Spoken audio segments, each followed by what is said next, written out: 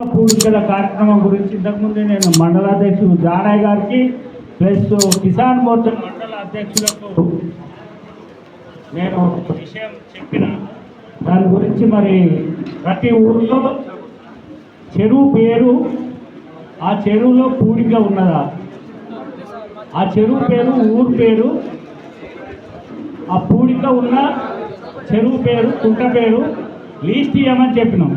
ఎందుకంటే ఆ చెరువులో ఉన్న పూడిక వల్ల ఆ చెరువులో ఉన్న నీరు ఇంకక భూగర్భ జలాలు ఎండిపోతున్నాయి. బోర్ల నీళ్లు రాకపోవడం వల్ల వరి ఎండిపోతున్నది అనే ఉద్దేశంతోనే 15 రోజుల కింద ఈ విషయం చెప్పిన.